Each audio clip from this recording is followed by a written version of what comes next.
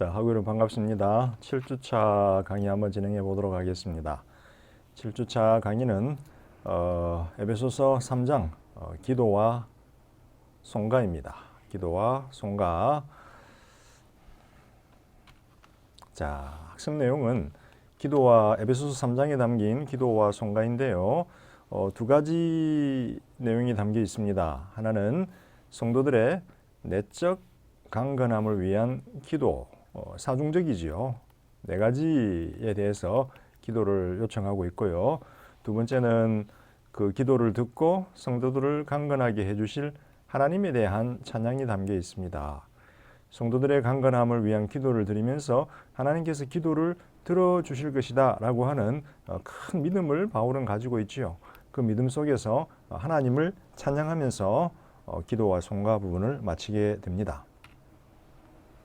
앞에서 바울은 우주적 교회의 탄생과 성장에 대한 자신의 첫 번째 교리적인 가르침을 전달을 했습니다. 이제 하나님께 기도하고 찬송함으로써 그 첫 번째 가르침을 마무리하고자 합니다. 그래서 현재 에베소서 3장에서 발견되는 기도와 송가는 첫 번째 교리적 가르침에 대한 마무리로 기능을 하고 있습니다. 3장 14, 21절의 기도와 송가는 1장 15, 23절의 감사와 기도를 한층 더 발전된 형태로 반복하고 있습니다. 1장 15, 23절에서 바울이 성도들의 예수를 향한 믿음과 서로를 향한 사랑, 그리고 그들에게 주어진 하늘의 신령한 축복들을 인해서 감사했고요. 지혜와 계시의 영이 주어지고 하나님의 지식에 대한 이해가 있기를 위해서 기도드렸습니다. 여기 보면 기도가 두 번 반복이 되고 있습니다. 앞에서는 감사였고요. 두 번째는 감사와 비슷하죠. 송가입니다. 찬양이 들어갑니다. 비슷하죠. 구도가. 그런데 놀라운 것은 에베소서에서 기도가 한 번, 두 번 드려진다는 겁니다. 보통 바울의 서신서에서는 기도가 편지가 시작할 때 한 번 드려지는데요. 이렇게 두 번 들어지고 있다라고 하는 것은 굉장히 좀 놀라운 내용을 담고 있다라고 생각이 됩니다. 첫 번째 감사와 기도와 두 번째 기도와 송가는 여러 가지 공통점이 있는데요. 아버지가 기도의 대상이고 성령님이 주어질 것에 대한 언급이 있고요. 새로운 지식, 그다음에 충만함 이런 단어들이 발견되고요. 그 다음에 능력이 발견되고 하나님께 드려지는 영광과 찬양이 발견되고 있습니다. 공통된 내용이 반복해서 발견되고 있는데 이 내용들은 에베소서의 핵심 주제들입니다. 사실. 자, 하나씩 한번 살펴보도록 하겠습니다. 자, 첫 번째, 성도들의 내적 강건함을 위한 기도에 대해서 한번 살펴보도록 하겠습니다. 아버지 하나님께 드리는 기도 1번입니다. 그러므로 저는 아버지 앞에 저의 무릎을 꿇습니다. 아버지는 하늘과 땅에 있는 모든 족속들에게 이름을 주신 분이십니다. 여기서 기도를 드릴 때 바울은 하나님을 아버지라고 칭하고 있습니다. 물론 유대인들의 전통에서 자신들이 하나님의 자녀들이다라고 유대인들은 믿었지만 하나님을 아버지라고 직접적으로 부르면서 기도하지는 않았습니다. 이것은 예수님의 특별한 기도 습관을 반영을 해주고 있는데요. 예수님은 하나님을 아버지라고 부르면서 기도를 했습니다. 아마도 이러한 예수님의 하나님을 향한 친밀한 기도 관계, 하나님을 아버지라고 부르면서 기도했던 그 친밀한 기도를 기억을 하면서 이들이 그대로 따라하고 있습니다. 기억, 그 다음에 뭐라고 할까요? 모방은 아니죠. 모방은 아니고 그대로 행하고 있습니다. 예수님의 가르침. 예수님께서 그러셨잖아요. 너희는 이렇게 기도해라. 어떻게? 하늘에 계신 우리 아버지여, 주기도문. 나라에 임하옵시며 뜻이 하늘에서 이루어진 것 같이. 어떻게 해요? 뭐라고 하나님을 칭해요? 하늘에 계신 우리 아버지여. 마찬가지로 이제 제자들은 예수님의 가르침을 충실하게 따르면서 바울을 포함한 제자들은 하나님을 아버지라고 부르면서 기도를 합니다. 기독교의 독특한 기도 습관이죠. 그런데 여기서 바울은 하나님에 대한 정보 하나를 더 주는데요. 세상에 있는 모든 족속들에게 유대인들뿐만이 아니라 이방인들이죠. 모든 이방인들을 포함한 모든 족속들에게 이름을 주신 분입니다. 이름을 주신다라는 것은 창조주를 의미합니다. 아버지죠, 아버지. 아들을 낳고 딸을 낳고 나면 이름을 주십니다. 아버지가. 다시 말하면 모든 족속들에게 이름을 주셨으니까 아버지가 바로 하나님이 바로 모든 족속들의 창조 주인이시고 모든 족속들의 아버지가 되신다라는 거예요. 아버지. 따라서 하나님을 아버지라고 부른다라고 하는 이 기도는 이제 바울과 성도들이 올려드리는 기도가 모르는 신 혹은 완고한 신에게 무언가 간청하는 기도가 아니라 아버지를 향한 자녀들의 간청이 되는 거예요. 아버지가 자녀들의 간청을 기본적으로 듣죠. 듣는다. 기본적으로 듣는 귀를 가지고 계시고 자녀들이 구하는 것을 똑같이 주지 않으실지라도 더 좋은 곳으로 주신다. 그죠? 듣는다. 더 좋은 곳으로 갚아주신다라고 하는 어떤 믿음이 이 안에 전제가 되고 있습니다. 그죠? 우리 자녀들이 우리 부모님, 아버지, 어머니에게 간구하는 거 우리들 마다하지 않지요. 에베소 교인들을 위한 바울의 기도의 목적. 자, 바울이 두 번 기도하고 있다 그랬어요. 이거는 굉장히 특별한 목적이 담겨 있는데요. 첫 번째는 옥에 갇힌 바울의 소식을 접하고 상심한 그들을 위로하고 싶어 합니다. 바울이 감옥에 갇혔다라는 소식을 듣고 에베소 성도들이 상심해 있으니까, 그리고 신앙에 있어서 상심뿐만 아니라 어떤 그런 믿음의 시련 내지는 의심, 그 다음에는 도전도 경험할 수 있겠죠. 하나님의 말씀을 전하는 하나님의 사도가 복음을 전하다가 감옥에 갇혔다. 무언가 그들의 믿음에 대한 도전이 됩니다. 그죠? 하나님을 위해 열심히 봉사했으면 건강해야 되고 성공해야지 왜 잘 안 될까? 이에 바울은 에베소 교인들을 향한 기도를 통해서 그들을 위로하고 싶어 합니다. 뿐만 아니라 바울은 동일한 핍박을 경험한 성도들을 강건케 세워주고자 합니다. 바울에게 복음은 고난이 동반되는 것입니다. 십자가를 예수님과 함께 지고 가는 것이지요. 따라서 바울은 자신이 복음을 전하다가 옥에 갇힌 것처럼 에베소 성도들도, 교인들도 유사한 고난을 경험할 수 있다는 겁니다. 핍박을. 따라서 그들을 위로해주고 그들을 강건케 세워주기를 원합니다. 두 가지 목적을 우리가 볼 수 있겠고요. 두 번 기도하는 것은 매우 독특하다. 자, 이제 성도들의 내적 강건함을 위한 바울의 사중적 간구가 발견이 되고 있는데요. 저는 기도하기를 그의 영광의 풍성함을 따라 그의 성령으로 말미암아 여러분의 속사람을 능력으로 강건하게 해주시고, 속사람을 능력으로 강건하게 해주시고, 두 번째, 믿음으로 인하여 그리스도께서 여러분의 마음에 거하시며 여러분이 사랑 안에서 깊이 뿌리 내리고 견고하게 세워지기를 위하여 간구합니다. 속사람의 강건케 됨, 그리스도의 내주, 그 다음에 사랑 안에서, 예수의 사랑 안에서 깊이 뿌리 내리고 견고하게 세워지는 것. 네 번째는 그리스도의 사랑을 알아 하나님의 모든 충만함으로 채워지는 것. 충만함이라고 하는 것이 이게 지금 에베소서의 키워드, 핵심 단어입니다. 충만함은 제가 여러 번 말씀드렸지만 하나님의 능력 있는 임재이고요. 따라서 하나님의 주권적인 통치를 의미하고요. 그 다음에 신적인 본질 혹은 완전함을 의미합니다. 지금의 본문에서 하나님의 모든 충만함으로 채워지기를 기도합니다라고 할 때는 이 3번이 좀 더 강조가 되고 있는 것 같습니다. 이 3번 신적인 본질과 완전함으로 너희가 채워지기를 원한다. 능력 있는 임재는 여기서 지금 경험이 되고 있고요. 그죠? 그래서 3번이 좀 더 강조되는 것이 아닌가라는 생각을 해봅니다. 첫 번째, 성령을 통하여 성도들의 속사람이 하나님의 능력으로 강건케 되고, 성령은 1장 15, 23절에서 바울에 의해서 지혜와 계시의 영으로 불렸습니다. 그래서 지식, 진리에 대한 지식을 주시는 분이었습니다. 그리고 하나님의 진리에 대한 이해를 높여주시는 분이죠. 그런데 여기서 보면 성령은 두 번째로 하나님의 능력으로 이제 묘사가 됩니다. 성령을 통하여 성도들의 속사람이 하나님의 능력으로 강건케 된다. 하나님의 능력이 어떻게 성도들에게 체험되고 경험될까요? 성령을 통해서 온다라는 거예요. 그래서 성령은 하나님의 능력의 영입니다. 에베소서에서 성령은 하나님의 능력이 전달되고 경험되는 통로이고요. 성령이 거하시는 곳은 마음 안에 거하시죠. 우리 마음 안에, 속사람 안에 거하십니다.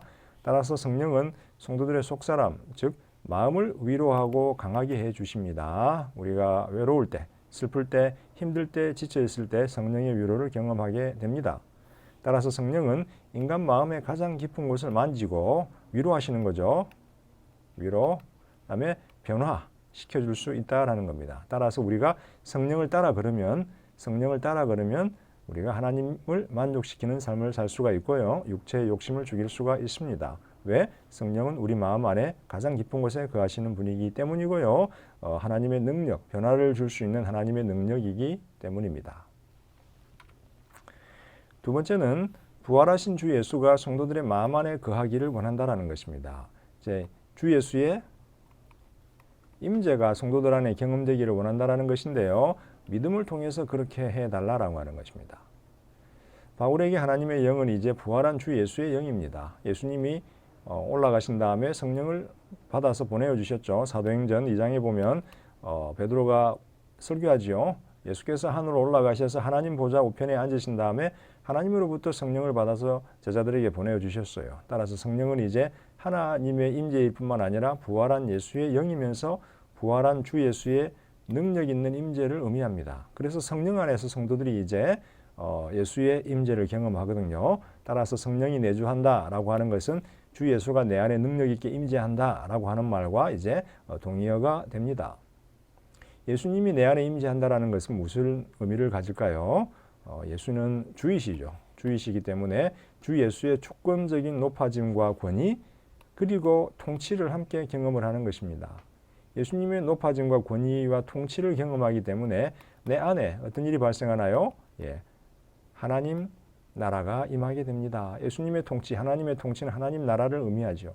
내 마음이 무질서하고 혼란스럽고 어떤 그런 구원받지 못했던 내 마음에 하나님의 구원이 임하고 하나님 나라의 통치가 임해서 질서와 평화와 화평과 기쁨이 임한다라고 하는 것입니다. 앞에서 바울은 이렇게 이야기했죠. 주 예수와 함께 우리를 살리시고 부활시키시고 하늘 보좌에 앉히시고 이미 우리는 살아난 존재이고 부활된 존재이고 하늘 보좌에 앉힌 존재입니다. 영적으로 그렇죠. 육적으로는 미래에 그렇게 우리가 완전히 경험하게 될 것입니다. 그런데 부활하신 주 예수가 성도들의 마음 안에 거하는 것, 예수 그리스도의 능력 있는 임재를 경험하는 방법은 믿음이다라고 이렇게 이야기를 합니다. 믿음이다. 믿으면은 제가 세 가지 의미가 있다라고 했는데요. 첫 번째는 선포된 예수 복음에 대한 영접이죠. 예수가 우리의 주인이 되고 하나님이 보내주신 구주이고 메시아다라고 하는 것을 인식하고, 그죠? 그 다음에 영접하는 것입니다. 그런데 이 이면에는 예수를 보내어 주신, 즉 복음을 주신 하나님에 대한 절대적인 신뢰가 기반이 됩니다. 그래서 믿음을 통하여라고 할 때는 우리가 단순히 복음을 영접함으로 라는 의미뿐만 아니라 복음을 영접함 이면에 있는 복음을 영접함으로 따라서 그 복음을 주신 하나님에 대한 절대적인 신뢰를 통해서 부활하신 주 예수가 성도들의 마음 안에 거하게 된다라는 것입니다. 자, 이제 세 번째 강구의 제목은 예수의 사랑 안에서 깊이 뿌리를 내리고 견고하게 세워진다라는 겁니다. 요거는 건축물의 비유인데요. 여러분 아파트를 저도 연말에 이사를 가겠지만 아파트를 세울 때 높은 아파트를 세울수록 기초를 땅을 많이 팝니다. 땅을 많이 파서 위에 어떤 건축물을 이렇게 세우게 됩니다. 그래서 기초 콘크리트를 이렇게 붓고 기둥을 막 세우지요. 마찬가지로 우리 성도들은 신앙의 시련과 도전이 올 텐데 뿌리를, 믿음의 뿌리를 깊이 내리라는 거예요. 깊이 뿌리를 내려야 견고하게 세워줄 수 있다는 겁니다. 자, 여기서는 성도 개인의 세워짐과 교회 전체의 세워짐 앞에서 바울이 강조했죠. 이 두 가지를 동시에 바울이 보고 있는 것 같습니다. 그런데 이 기초는 뭘까요? 건물을 지탱하는 이 기초는 예수 그리스도의 사랑이다라고 하는 것입니다. 주 예수의 내주하심은, 예수가 우리 안에 내주하신다라는 것은 예수의 사랑이 우리 안에 거한다라고 하는 것입니다. 예수의 사랑이 우리 안에 거한다. 견고하게 세워지는 건축물처럼 성도들의 내적 강건함의 기초는 예수님의 사랑입니다. 그리고 예수님의 사랑 이면에는 예수를 통해서 표현된, 즉 예수를 우리에게 보내어 주신 하나님 아버지의 또 사랑이 존재합니다. 그래서 예수의 사랑이라고 하는 말은 항상 예수를 보내신 하나님 아버지의 사랑을 전제하고 있습니다. 그런데 여기서 한 가지 강조하고 싶은 것은요. 그리스도의 사랑 안에 세워진다라는 것은 회심이라는 일회성 사건이 아닙니다. 이 회심을 포함하는 거지만 성도의 삶에서 계속해서 진행되는 지속적 성장의 과정을 의미합니다. 여기 보세요. 예수 안에서 깊이 뿌리 내리고 견고하게 세워지고, 여기서 의미는 정적인 의미가 아니죠. 정적인 의미가 아니고 동적인 의미입니다. 동적. 움직인다라는 거죠. 아파트 건물을 지을 때 기초가 한 방에 세워지는 것이 아니라 땅을 계속 파고해서 기초가 더 깊이 들어가는 거죠. 그래서 어떤 과정, 그죠? 지속적 성장의 과정을 바울이 의미하고 있다. 즉 우리는 예수의 사랑 안에 자꾸 거해야 되고 성령을 통해서 믿음을 통해서 예수 안에서 계속해서 뿌리가 깊이 내려져야 하고 견고하게 세워져야 한다라는 것입니다. 예수의 사랑 안에서 깊이 뿌리 내리고 견고하게 세워진다라고 하는 세 번째 강구의 제목에서 성도가 세워지는 과정의 최종적인 목표가 존재하는데요. 그거는 뭐냐면 예수님의 사랑의 넓이와 길이와 높이와 깊이를 충만하게 이해하는 것입니다. 이거는 3차원 어떤 물건을 묘사하는 방법이죠. 그죠? 3차원 물건을 묘사하는 겁니다. 넓이, 길이, 높이, 그다음에 또 깊이를 이해하라는 거죠. 이거는 예수의 사랑을 완전히 이해하라는 말인 것 같습니다. 그죠? 어떤 구조물이 있을 때 앞뒤, 전후, 위, 아래 모든 것을 다 철저히 알으라는 거죠. 예수님의 사랑의 어떤 그런 완전함을 온전히 알아가라는 것입니다. 그런데 재밌는 거는 측량할 수 없는 부요함이다라고 하는 표현을 쓰고요. 지식을 뛰어넘는 예수님의 사랑을 지식을 뛰어넘는 사랑으로 바울은 묘사하고 있습니다. 그리고 앞에서는 예수 그리스도의 하나님의 은혜에 측량할 수 없는 부요함이라는 표현을 썼습니다. 이 보면은 측량할 수 없다, 지식을 뛰어넘는다, 다 불가능을 전제하지요. 인간이 측량할 수 없어요. 인간이 이해할 수 없어요. 그런데 그것을 이해하라는 거지요. 어떤 불가능을 의미하고요. 모순어법이죠. 모순어법. 측량할 수 없는 걸 어떻게 우리가 측량해서 알아요? 지식을 뛰어넘는 걸 어떻게 깨달을 수 있어요? 그래서 모순어법은 뭐냐면 이 모순적인 어법을 통해서 최상급, 최고의 것들을 이해하라는 거죠. 즉 예수 그리스도의 측량할 수 없는 사랑을 그 완전한 사랑을 이해하라는 것이고 측량할 수 없는 부요함을 완전한 부요함을 이해하라는 것이죠. 그래서 모순어법은 최상급을 의미합니다. 자, 어떻게 그러면 예수 사랑을 경험하고 예수 사랑 안에서 견고하게 뿌리 내려질까요? 그것은 바로 성령을 통해서입니다. 성령은 하나님의 임재를 의미할 뿐만 아니라 예수의 임재를 의미하고요. 성도들의 어떤 성장의 과정, 자라나는 과정, 교회로 완성되어져 가는 모든 과정은 다 성령을 통해서 이루어집니다. 그래서 에베소서에는 성령이 굉장히 중요하게 다루어지고 있습니다. 자, 이제 나오죠. 제가 방금 언급했던 지식을 뛰어넘는 그리스도의 사랑을 알아 하나님의 모든 충만함으로 채워지기를 원한다. 이게 지금 네 번째 기도 제목인데요. 그리스도의 사랑이 하나님의 모든 충만함으로 성도들을 이끄는데 그리스도의 사랑을 지식을 뛰어넘는다. 즉 알 수 없다라는 거죠. 지식을 뛰어넘는다라는 건 인간 지식 범위, 인간 지식이 이렇게 있으면 그 범위 바깥에 존재하는 거잖아요. 그러니까 알 수 없는 거예요. 인간의 힘으로 알 수 없는 그리스도의 사랑을 알 수 없는데 어떻게 알아가라고요. 이게 모순어법이잖아요. 지식을 뛰어넘어서 알 수 없는데 어떻게 알아가라고 그래요. 모순어법인데 이거는 최상급을 의미하고요. 성령을 통해서 알 수가 있는 거지요. 지혜와 계시의 영을 바울이 첫 번째 기도에서 달라고 그랬잖아요. 이해와 계시의 영. 아는 것은 성령을 통해서 알아지는 거예요. 지혜와 계시의 영, 이해와 계시의 영을 통해서. 자, 그런데 채워짐이라고 하는 동사를 보게 되면 신적인 수동태예요. 수동태. 채워지는 것에 채워주는 분이 존재하지요. 채워주는 분은 누구일까요? 바로 하나님이십니다. 무엇으로 채우나요? 하나님의 모든 충만함으로 채웁니다. 하나님의 모든 충만함은 하나님의 신적인 성품, 하나님의 신적인 능력, 그리고 하나님의 임재, 그리고 하나님의 신적인 본성을 표현을 하고요. 이 모든 신적 본성과 능력과 임재에 부족함이 없는 완전함을 의미합니다. 우리 안에 하나님의 신적인 본성과 이 모든 신적인 임재와 특징들로 우리가 완전히 채워지기를 바란다라는 것입니다. 우리가 이렇게 한번 쳐봅시다. 우리가 이런 물병과 같은 존재예요. 지금 하나님의 임재를 조금 마셔가지고 조금 심장이만 조금 나오고 폐만 조금 채워지고 배만 조금 채워지는 게 아니라 우리의 몸과 마음과 영혼과 속사람과 겉사람과 머리와 모든 것이 다 하나님의 충만함으로 완전히 채워진다라는 거죠. 결과는 뭘까요? 이렇게 채워짐의 결과는 예수 그리스도의 장성한 분량으로 우리가 성장하게 되는 거죠. 그래서 하나님의 충만함은 예수 그리스도에게서 하나님의 모든 충만함은 예수에게서 발견되고요. 우리가 이렇게 하나님의 모든 충만함으로 채워졌을 때 우리는 예수 그리스도와 같아집니다. 즉 예수 그리스도의 장성한 분량까지 성장하게 된다라는 것입니다. 그런데 여기는 제가 여러 번 반복했지만 종말론적 긴장이 존재합니다. 우리는 이미 하늘의 모든 부유함과 하나님의 임재를 경험한 자들이에요. 2장 5, 6절에서 우리는 하나님 예수 그리스도와 함께 죽고 살리심을 입고 하늘에 안친 바 되었죠. 그러나 그리스도의 장성한 분량, 즉 하나님의 충만함에 이르는 여정의 완성은 재림시로 연기되어 있습니다. 그죠? 그래서 이 재림을 향하여 충만함에 이르는 이 목표를 향한 과정은 지속적인 성령의 충만하게 채워짐을 통해서 이루어집니다. 그래서 5장 18절에서 바울이 술 취하지 말고 성령의 충만함을 받으라 그럽니다. 에베소서는 성령론이 굉장히 강조가 됩니다. 성령은 하나님의 능력이고요. 이해와 계시의 영이고요. 그 다음에 교회를 세우는 분이시고요. 어떤 그 성도들의 어떤 그 성장을 완성하시는 분입니다.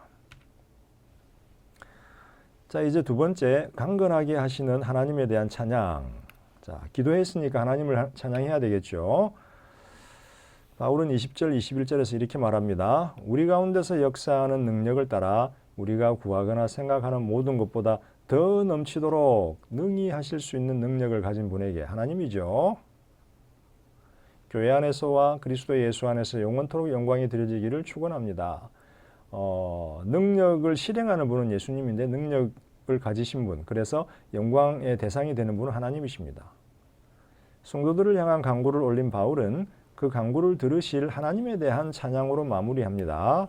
자, 앞에서 하나님은 기도에서 하나님은 아버지셨죠. 창조주였었고 만물에게 이름을 주신 분이었습니다. 그런데 20절에서 바울은 하나님을 이렇게 부르네요. 우리가 구하거나 생각하는 모든 것보다 더 넘치도록 능히 하실 수 있는 능력을 가진 분. 관대함이죠. 더 넘치도록 채워주시니까 뿐만 아니라 능력이 우리의 상상을 초월하는 능력을 가지신 분이라는 거예요. 우리는 100을 구했는데 하나님은 10,000, 100,000, 100,000, 1,000,000을 능히 채워주실 수 있는 능력을 가진 분이라는 거예요. 빌립보서 4장 19절에도 동일한 표현이 되고 있습니다. 그 다음에 아까 제가 이야기했지만 더 넘치도록, 이거는 앞에서 유사한 비교 표현들이 있었죠. 측량할 수 없다, 지식을 뛰어넘는다, 이런 표현들이 있는데 또 더 넘치도록 어떤 그 비교급과 모순어법을 통해서 최상급을 바울은 표현하고 있는 거예요. 그죠? 측량할 수 없다라는 것은 엄청나게 크다는 것이고, 지식을 뛰어넘는다는 것은 엄청나게 대단한 것이고요. 더 넘치도록 해주신다라는 것은 진짜 놀랍게 넘치게 채워주신다라는 걸 의미해요. 그래서 모순어법을 통한 어떤 최상급의 표현으로 하나님을 찬양을 하고 있어요. 하나님은 우리 언어의 최상급으로도 완전히 묘사할 수 없는 분이시죠. 근데 여기서 이제 하나님의 능력이 강조되는데요. 우리 가운데서 역사하는 능력을 따라 능력을 가진 분에게, 능력이 두 번 반복이 되는데요. 자, 하나님의 능력은 현재 우리 가운데서 성령을 통해서 역사하고 있죠. 우리 가운데서 역사하는 능력이 누구예요? 성령입니다. 성령을 통해서 하나님이 능력이 역사하는데요.